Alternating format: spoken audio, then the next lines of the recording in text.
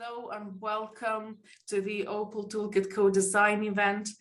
Thank you so much for joining us and for finding the time. We are delighted to have such a mix of people, from members of the public who might be patients or carers or people with experience of palliative care in the community, to service providers of hospice and home services and wider palliative care, to commissioners, a handful of whom registered for the event, and researchers and many more. So we're really, really fortunate to have you. From the very start of the event proper, we'll go into the first discussion because we want to hear from you first and foremost. This will be followed by a presentation from, wondering there we go. This will be followed by a presentation from Professor Claire Butler, who will talk about the OPEL Hospice and Home study that precedes the OPEL Toolkit project, and what the OPEL Toolkit in a large part will be based on. We'll have another discussion session after this and a short break when we'll ask you not to leave Zoom altogether if you can, but instead to, perhaps mute yourselves, bring down your cameras, or just stay with us for the break and have that short comfort break. I'll then talk to you a little bit about the OPEL Toolkit project itself, again followed by an open discussion and your impressions on what we're proposing to do and your suggestions about how to do this better. And lastly, we'll follow that up with summary from the 5 facilitators on what we've heard in separate groups, what you've told us about what information would be useful to you, what findings should be shared, and how we should share them. We'll have a very quick Zoom poll at the end, and then we'll just talk about the next steps of the project, additional opportunities as the project goes on, and conclude the meeting there, which I hope gives a short overview of what the event will look like. Okay, splendid. So the information that I'm going to whip through now is generated by this study, which was funded by the National Institute for Health Research and started in 2017. And the title is Optimum Hospice at Home Services for End-of-Life Care. Next slide, please. I just need to let you know that the report has not yet been finalised, and so please don't quote, copy or cite the study just at the moment, but it's imminent. Its publication is imminent. Next slide, please. So the purpose of the study was to look for the first time comparatively at hospice at home services around England. So there were lots of papers about individual services, but none where information from a range of services have been synthesized. That was our objective, to find out what are the elements of hospice at home that seem to generate the best outcomes for patients. So the study was in 3 phases. First of all, a national survey. Secondly, on the basis of that survey, we selected case study sites around England for in-depth investigation. And then the third phase were stakeholder consensus group meetings where we confirmed and challenged some of the findings. Next slide, please. So from the survey of hospice at home services, we had 70 responses, which was a 55% response rate. Next point. The services varied in every possible dimension. So there were 70 responses and 70 different services, different in terms of size, geography, funding, staffing, patient criteria. It was quite difficult to find any sort of service groupings of services that were similar. Next slide, please. What they did have in common, however, all these services provide personal care, psychological support and symptom management, and are aiming obviously to support care and for the most part to enable people to die at home. Not all the services by any means were providing care 24 hours a day. Next. So on average, although there was this huge range of different behaviours, but most services were tending to provide hospice at home care in the last week to 2 months of life. Next point. The majority were staffed more by healthcare assistants than by registered nurses. Next point. And the majority, so 2/3 of these services, were supported primarily from charitable sources. So these were the features that the services had in common, although, as I said, there was an enormous range. Next slide, please. So we then selected on the basis of size of service and whether or not the service was operating 24 hours a day, we selected services to look at in more detail in these 4 categories. So large 24-hour services, small not 24-hour services, etc. And we also tried to get a mix of urban and rural, deprived and affluent, etc., other factors, to understand the full range of different types of service and what elements of what they were doing was most effective for patients. Next slide. So we collected a lot of data. I think that's the take-home message from this slide. And that means, I think, that the outputs we have from this project are of value. We recruited 341 patients and their associated carers. That's a big number for a palliative care study. And we interviewed 143 people, including service providers, commissioners, and bereaved carers. So we had a lot of information from all of these case study sites to analyse and understand. Next slide. And I know the interesting bit really is the results, isn't it? So here we go. Unsurprisingly, the majority of patients receiving hospice at home services in England have a diagnosis of cancer. We're still very much in this place. After several decades now of talking about non-cancer, most of these services are being offered to people whose primary diagnosis was cancer. In terms of the performance status of patients when they came into the hospice at home services, there was an enormous range. And it may or may not surprise you to know that nearly half of the people admitted to hospice at home have still got a Karnofsky performance status of 50 or above. And again, to demonstrate the range and variability of these services, the duration of time that people were in hospice at home services varied from a few hours between coming into the service and dying up to greater than 1 year. Quite a lot of people in hospice at home services for, I suppose, if I'm honest, longer than I perhaps expected when we started. Next slide. So we did collect quantitative data, and the main outcome measure we collected was to evaluate the quality of death of the person who had died. And that was collected by a tool called the Quality of Dying and Death.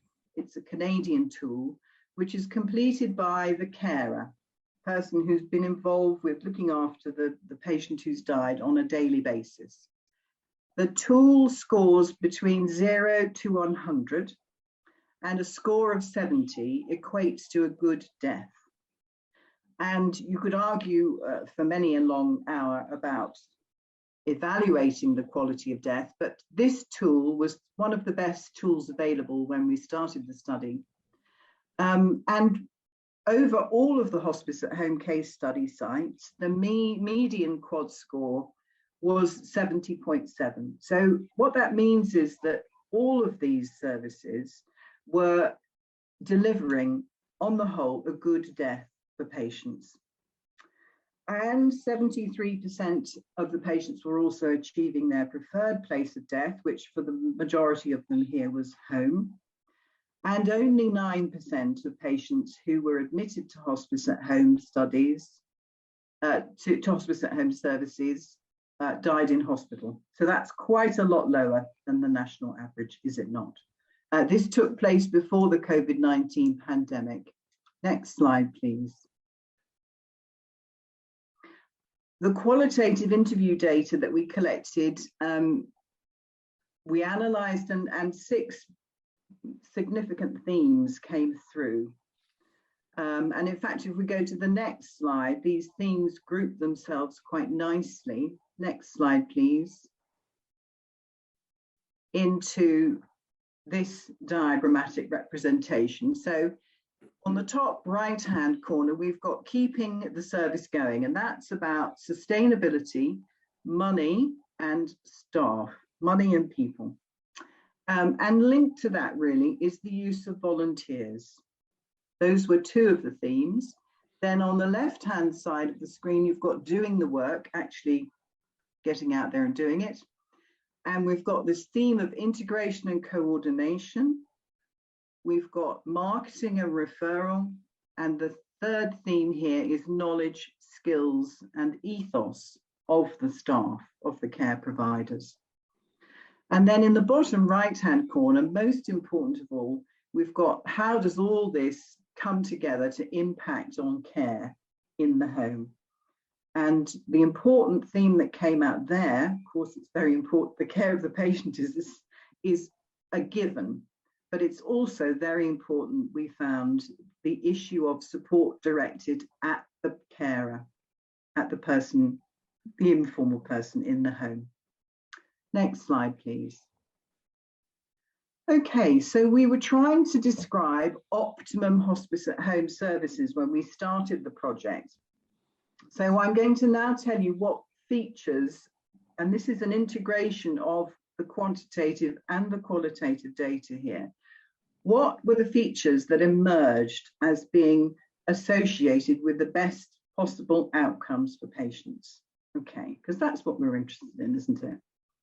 So optimum hospice at home services, the best services, are integrated and embedded in their locality setting with other services and have a seat at the table with commissioners and other providers. So that's a key marker of a good service. They take proactive approach to securing available funding, and important in this is the issue of reputation.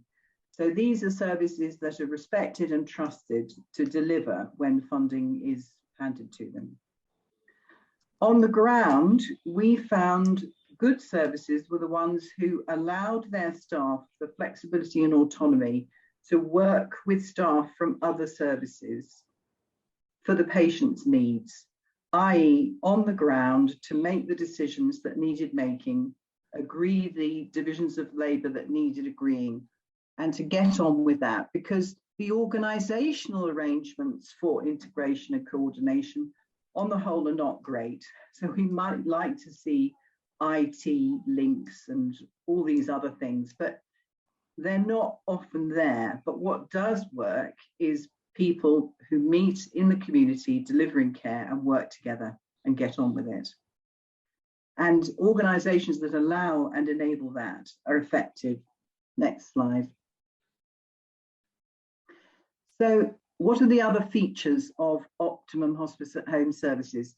There's no question that hospice at home staff are clearly differentiated from other health and social care staff. They have something extra.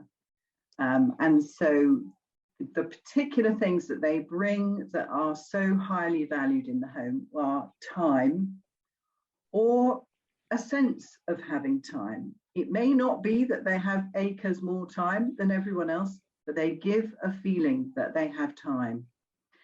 And they develop relationships in the home that are very highly valued. And they also demonstrate knowledge and skills in dealing with death and dying that give confidence and reassurance in the home. And these are vital factors to success. Next slide, please. So again, still on this theme, what are the optimum hospice at home services doing that produces the best outcomes? So the best services invest in training and support of their staff. They are agile because we know that patients' needs change rapidly as they approach dying. And the best services are agile and also provide at least some contact, some sort of connection to advice and support 24/7. They may not be providing it themselves, but there's a facility for that. And as we've also indicated, the best services are clearly addressing and focusing attention, not just on the patient, but also on supporting and caring for the carer who's in the home. Next slide. In terms of analysing the numbers and that outcome measure that I talked to you about, the quality of death and dying, it turned out that the smaller services on the whole performed better than the larger services in our study. I don't think that means that you have to start a small service if you want to do something good.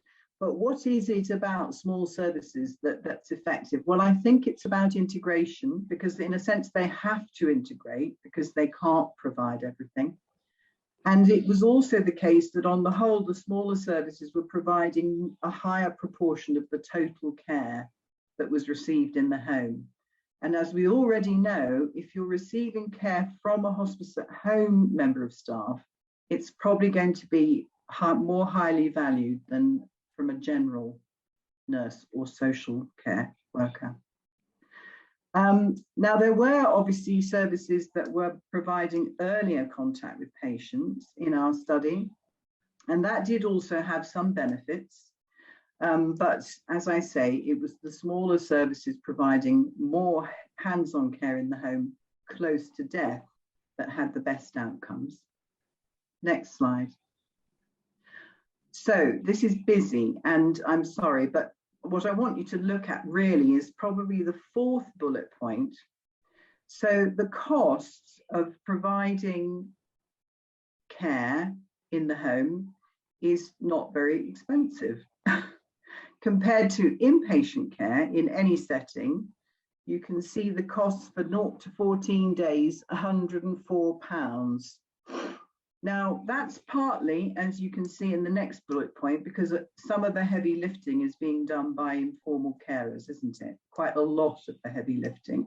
I don't mean physically, although that may also be, but a lot of time is being given by informal carers into the mix.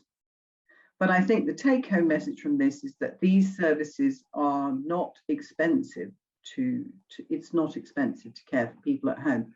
The cost may fall in different ways on carer burden, which is clearly in the mix. Next slide. Okay, so which issues did we find that were clearly areas where hospice at home services might like to think about how they could improve? Things that were, and most of the feedback about these services was absolutely fantastic. But there were areas where it might be worth thinking about possible improvement.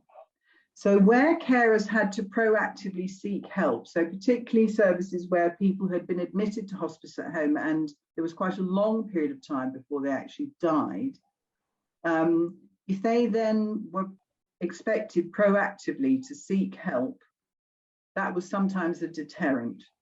So people don't always know when they need to get back in touch. It may seem that they should or would, but actually they don't. They don't know when to trigger help necessarily. Secondly, bereavement support. In the study that we did, most people in hospice at home services, the carers, were not getting the bereavement support they would have preferred. They were often being offered bereavement support from a bereavement service, but what they actually wanted was to see the people who'd been caring in the home, who had been part of that story of care. Immediately after death, that was their preference. And then finally, we came across very, very few, if any, carers who had met a volunteer in our study.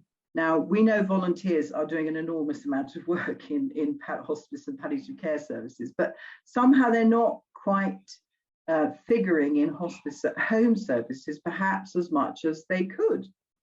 And so here's an opportunity to think about something that might change the way you run things. How could we be using volunteers more effectively? You know, thinking more imaginatively perhaps about their roles and functions. Next slide. So I'm going to just summarize. This was the first study which has tried to synthesize learning from a whole different range of hospice at home services in England, rather than just looking at an individual service. So what is hospice at home? Can we define it? Not really, because there is this extraordinary range of different services being provided under that name. However, what they have in common is a hospice ethos, expertise in palliative and end-of-life care, and obviously their caring in the home. On the whole, they are providing excellent services with staff who are highly valued and delivering good outcomes, a good death for most people. But the numbers of people accessing these services are very small compared with all deaths, and it is still mainly people with a diagnosis of cancer. Next slide. So here are some challenges for those of us who would like to optimize our services. Answers on a postcard. So there are some tensions here, some balance points to be found in your service. And here's the first one. The balance between branding, reputation, and specialism, which is very highly valued by hospice organizations, versus collaboration and integration with other services, which is increasingly what commissioners are looking for. The second tension is between services which are providing a more medical clinical focus, and I mean visits, advice, prescribing, versus hands-on care. There's no question that hands-on care is highly valued, particularly close to death. But it's not just any hands-on care. The expertise of those carers is important. Third tension, external facing. So some organizations have got excellent relationships with commissioners and other providers. They've got a seat at the table. They're on top of all the national initiatives. But there's a balance then with an internal focus on staff, development, training, and support. And some organizations, you know, might want to think about that balance of their internal and external investment in order to optimize. And finally, and this is the oldest cherry for us in palliative care really, value for money and more activity. That's what the commissioners want. And on the other side of this balance is expertise and intensity. And we've said how important these things are. But there must be a balance point there, mustn't there? And the Rolls-Royce service for the few has in sort of historically been our tendency. And perhaps we should all be challenging ourselves with a little bit about how far can we move in the direction of providing more care for more people without losing the essential qualities of the care that we give. And I think that's it. Next slide.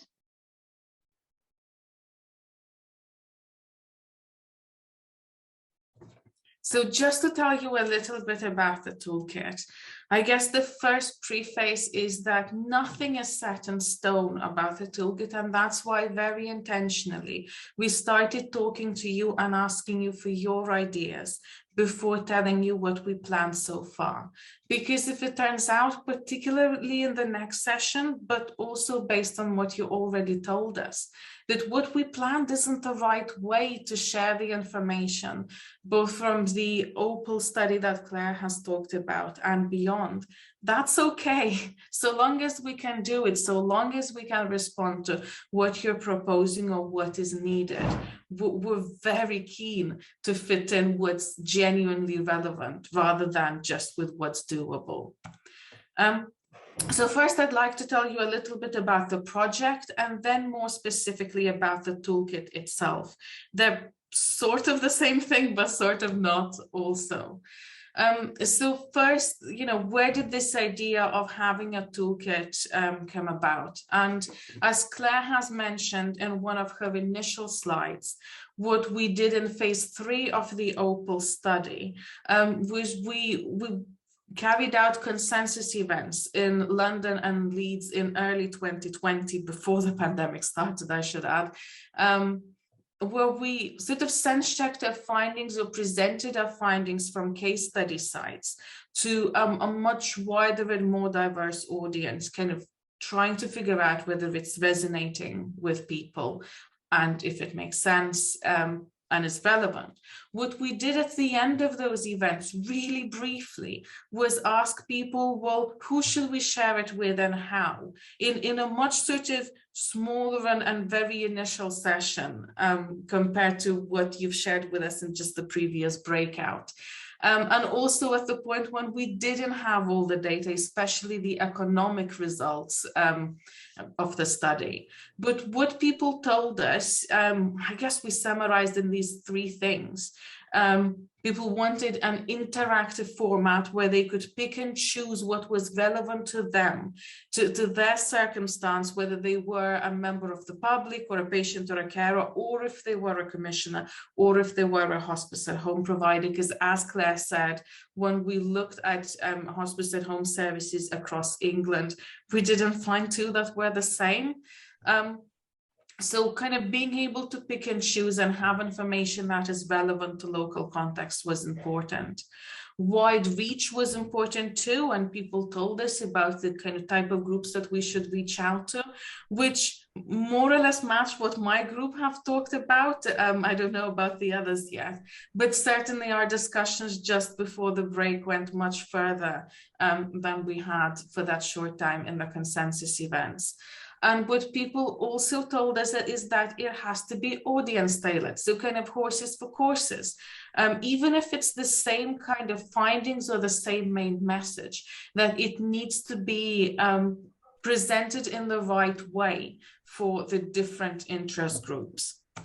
And that's what kind of spurred us on to apply for additional funding to design something like the proposed online toolkit.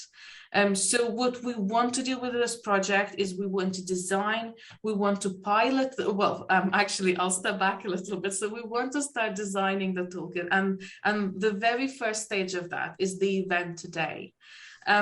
We want to further refine it. Again, we need to make sure that the ideas you gave us today, that the way we translate them into the toolkit actually makes sense, rather than us potentially getting it wrong. We want to refine it with you more and then release it as a pilot. So we've got a handful of services, particularly in Kent, Surrey and Sussex, but some beyond, that are interested in piloting the toolkit.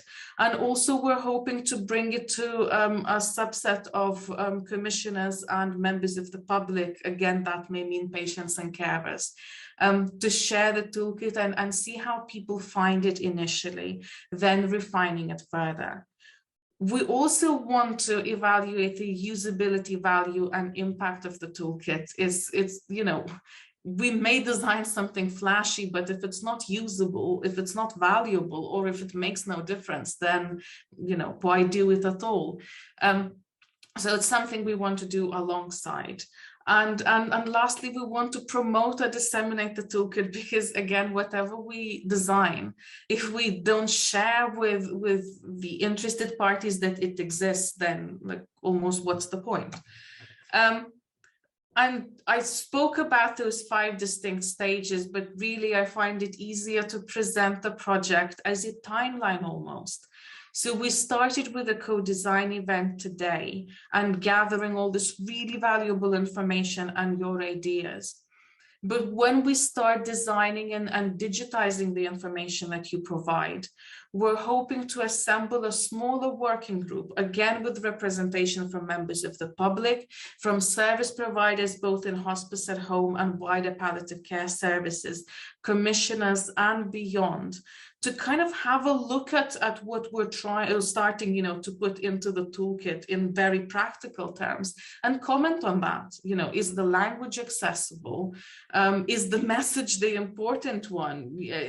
How have we presented it? That sort of stuff. And at the end of today, I'll just talk a little bit more about the working group opportunities if some of you would like to be involved as the project progresses. Then we will release the toolkit as a demo or demonstration version and hold another event where people, or a wider group of people than just the working group, will be able to comment. And we're hoping some of you may be interested in joining us again. We'll then proceed to kind of refining the toolkit based on what people said at the second event and piloting it, as I mentioned, refining it a little bit further through the evaluation of the pilot implementation, and then take it on a virtual roadshow, which honestly sounds flashier than it is, but it's more about telling all those interested parties at service level and also in terms of community groups or patient and public inclusion groups that are often affiliated to hospices, is this is what we've done, you may find it useful, this is what it looks like, sort of thing. Now I've talked about co-production quite a lot, and of course today is about talking to you and hearing from you first and foremost. But it comes with a bit of a disclaimer. And I don't know how appropriate the analogy of square pegs and round holes is. I realize I created that by putting together this diagram on the right. But we appreciate that there'll be things you recommend today that we can't put into the toolkit for a variety of reasons. Sometimes it's because there's too much of a variability between services to have a consistent message. Sometimes because we just don't have the information. Equally, there may be findings or data that we have both from the OPEL project and wider evidence around hospice at home and palliative care provision in the community that, people don't particularly care about.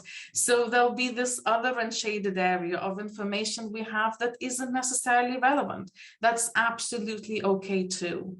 What we're hoping to do is design this toolkit that shows as much of the shaded area as possible of both what people need and what we can provide.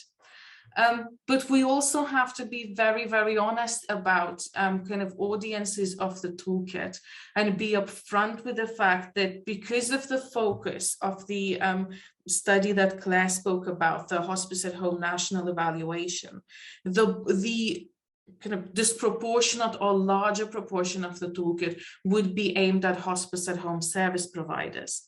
Saying that, we do want to design content aimed specifically at patients, carers, and the public. After all, we've had 58 carers speak to us about their experience, and many more who have kind of answered our calls every 2 weeks and told us about the service that the person they were supporting had.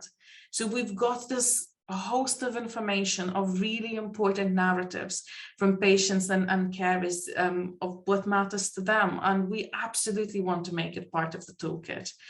We want to talk to we want to present information to commissioners too that's tailored to them, information to researchers, and I've put someone else here, but we spent the last session talking quite a bit about, well, who are the other groups, and a clear idea is forming of whom else we should target, for lack of a better word, or tailor toolkit content to. And I've already touched on dissemination, and perhaps in the interest of time, I won't go over this in too much detail. But what we're hoping is that the toolkit itself will have elements that help to spread the message, not just about the toolkit, but about hospices at home and about findings from the OPEL study more specifically. So, we want to design one-page easy read summaries about the toolkit. We want to make sure that although the toolkit itself is interactive and is online based, we know not everyone has access to online platforms or is comfortable using them. So we absolutely want to design printable information too. I've got a couple more examples later on, so perhaps I'll skip over this one a bit quicker. So you've met the team. I very quickly introduced them at the beginning, and depending on which group you're in, you would have met one of us and got to know us a bit better. But what I want to draw your attention to is the two team members who aren't here today. So Professor B. Wee is a member of the project team, and she's the National Clinical Director for End-of-Life Care with NHS England and NHS Improvement. I know, at least in my kind of breakout group in the second discussion, quite a lot of that focused on the importance of sharing the findings or disseminating the findings at the national level. And we're really fortunate to have be on the team too. Another member of the team is Dr. Sam Fraser, who works with the NIHR Applied Research Collaborative in Kent, Surrey and Sussex, and focuses on implementation in primary and community services. So together with Charlotte, who's here today, they'll be absolutely invaluable throughout the project, no doubt, but particularly when it comes to piloting the toolkit with hospice at home services and wider palliative care services in the region, and evaluating that work. So yes, if you haven't met some of us or haven't met us in detail, here we are. And I know I speak for team members as much as myself, that if you'd like to be in touch to continue the conversation beyond this event, we're more than keen to do so. I skipped through a couple of slides, it would seem, so please bear with me, right? And we also have wider support for the project. So we've got a steering group, and we're fortunate to have some steering group members here today. As I mentioned already earlier, early next year, we're hoping to assemble a working group of people from these diverse backgrounds, service providers, members of the public, commissioners, and other groups too, to review elements of the toolkit, to see whether we translated what you told us today into what you actually want to see and something that's relevant and accessible. Of course, you as event participants here today, you're a wider support. You're also very much informing how we do things. We'll have the pilot implementer group, when the implementation of that initial toolkit is released, and they'll help us refine it and make sure that it's applicable in practice. And we've got partner organizations of our team members, including NHS England, NIHR Applied Research Collaborative in Kent, Surrey and Sussex, Pilgrims Hospices, Medway Community Healthcare and beyond. So I'd like to tell you next a little bit about the toolkit itself. And here I really want to stress, although, where I wrote initial ideas, that's much smaller in font size, but they are just initial ideas. There's something to work from. And if in the next breakout room you tell us that's not particularly useful, please do. We want to make sure that what we design is applicable and relevant. And plenty is still up for grabs of what we design. So it doesn't have to be this. In fact, it doesn't have to be called a toolkit. And we'd like to talk to you about that too. So what we kind of worked out a little bit more in our minds already is what the element for service providers may look like, particularly hospice at home services. And the initial idea is to have a set of questions, a sort of self-report, a self-assessment survey.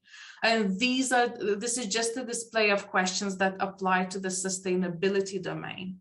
So the toolkit would ask people to rate their service, using these questions.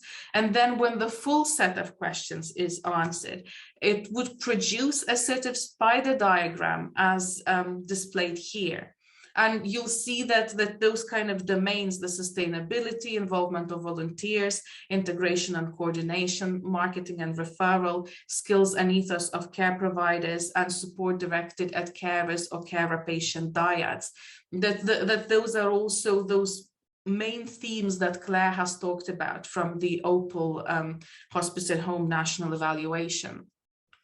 So what we're hoping to do with this is, as you can see, this is a completely fictional scenario, but let's say, a provider organization or someone from it has answered the questions. And in this hypothetical scenario, it seems that this service is doing really, really well on skills and ethos of care providers, especially at the front line, but marketing and referrals, so things like getting referrals early on, involvement of volunteers, in community palliative care, not necessarily as kind of hands-on providing personal care, but other ways, befriending, for example, sitting services, etc. The service isn't performing, or they've not told the toolkit that they're doing particularly well, and you can see the difference in those other areas. So what we're hoping to do from that point with this toolkit is that you'll be able to click on any one of those domains. You can choose, perhaps you don't want to read too much about skills and ethos of care providers, because if this is your service, then things seem to be working really well as it is. And then I think I said that at the beginning, what we heard at the London and Leeds consensus events is how important it is to have layers of information so you can choose how much you dip in. So what would happen, for example, with sustainability is that the toolkit, and I appreciate this is a busy slide, but it would produce a list of things that other services have done that seem to help ensure sustainability of the hospice at home or community palliative care service. And you'll see, many things that you may really recognize here, or what already came out from the facilitated breakout discussions, such as taking on a lead provider role, or, making sure that your service has excellent reputation, meaning that commissioners may be more willing to leave you to decide how service is delivered. Block contracts from commissioners is one such example that we've known to help with sustainability. But again, as we spoke in the breakout rooms, at least with my group already, there's lots of nuance around that. So what we're hoping the toolkit would do is that you're able to click on that idea and get a bit more information. And what is displayed here, and I don't expect you to read all that, is that block contracts come with pros and cons, which I haven't even put all of them on this illustrative slide, but there are drawbacks or disadvantages from pursuing block contracts, and it might be something you want to be aware of. So that's kind of what we worked out initially for service providers. That's not to say this is how we're doing things. It is certainly not to say that that's the only information or the only format in which we're providing information. But we'd like to hear your comments, and we'd like to hear if this is something that would be useful. When it comes to other stakeholder groups, it's much more up for grabs. So we know, or we potentially proposed, the one-page, easy-read, printable summaries for different audiences on topics that you spoke about, particularly in the very first breakout room, of what questions would you like answered. Producing a set of top tips that might be somewhat reductionist, but really talk about practical things that you can do. you know, how to put recommendations into practice if you feel the recommendation relevant to you. Short videos, you know, rather than pages of text to read through. You know, also testimonials from those pilot implementers who will be first to use the toolkit, you know, commenting on whether they found it useful or not so much, how that translated or trickled through to the services they provide. I'll come back to that later, but this is still very much up for grabs, and that's what we want to talk to you in our final discussion session. Phone call or video chat, but what the Slido platform offers, and the link is up there that Wenjing has just posted, is a chance for you to say things anonymously, and we really care for your honesty, even if the answer is this isn't really, you know, very good, or we think you're wasting your time. Those are really important messages too. So please share your impressions with us.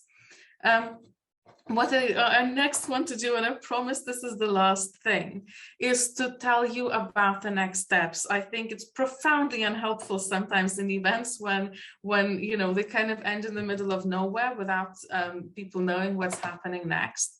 So first we'll go away and we'll look in detail about what you told us today. We'll reflect together as a group and really review the information provided. Then we'll start designing the toolkit, but we don't want to do this on our own, because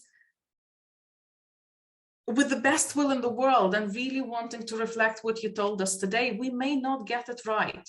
The way we translate what you told us into something tangible may end up, again, being not as useful as it could be, not as applicable as it could be. So what I hope you'll excuse me doing when I send out answers to the questions that couldn't be addressed in today's event, a link to the recording that has the presentations, but as I mentioned, no kind of individual information, no pictures or you or your names. Along with that, I'll send out a sort of invitation for expression of interest for anyone who would like to join the working group, who would like to be able to see kind of the toolkit as designed and comment on the particulars. So that would be that kind of next step of iterative review with a working group.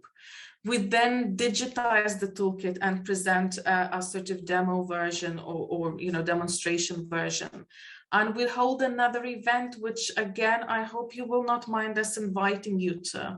If you definitely don't want to receive any more emails about this project, pop it in the chat or put it on Slido, but you'd have to provide your email address and we'll make sure not to bother you again.